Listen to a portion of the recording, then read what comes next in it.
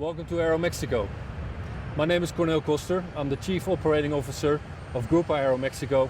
We're currently working very hard to upgauge our aircraft, particularly here at our hub, Mexico City.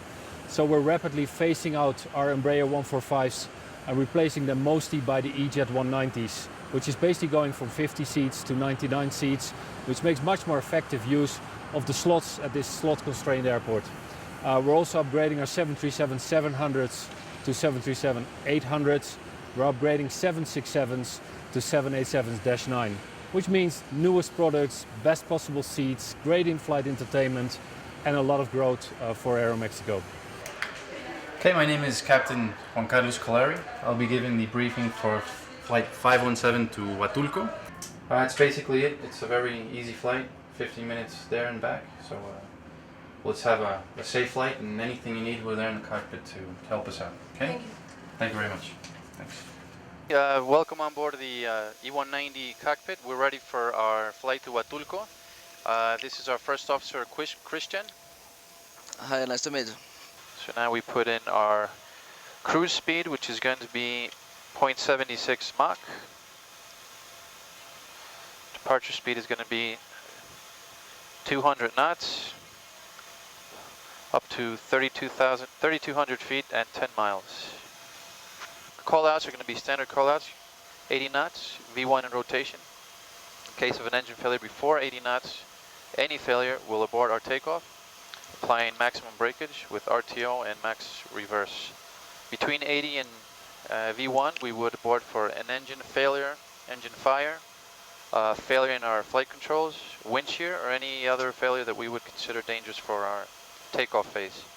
If the failure would occur after a V1, we would fly our emergency procedure, which is on the 053 radial, 5.5 miles from Mexico, and turn left to Lucia VOR, establish a holding pattern, and resolve whatever emergency we might have with our QRH, and then we'll decide if we continue our flight or come back to Mexico for a landing.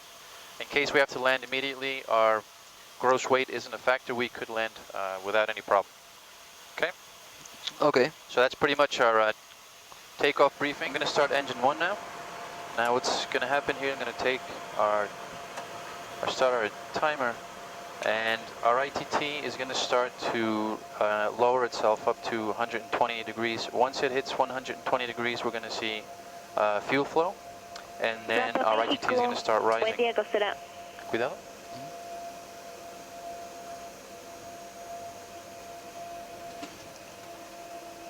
So what I tested right now was my elevators, up and down, ailerons left and right, and my rudders, left and right also.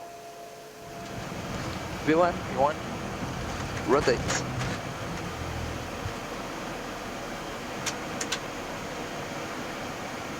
Positive right. Landing gear up. Well, while we have a couple of minutes before our descent, actually this is telling us we have about 15 to 18 minutes before we start descending, so I'll just run you by the cockpit instruments real quick. These three displays are what we basically fly with. This is our PFD, our primary flight display. This would be our MFD, our multifunction display, and this is our ACAS. Thank you very much. It was a pretty interesting experience with you guys on board, just planes, and thank you very much. It was great. Hope to have you back soon.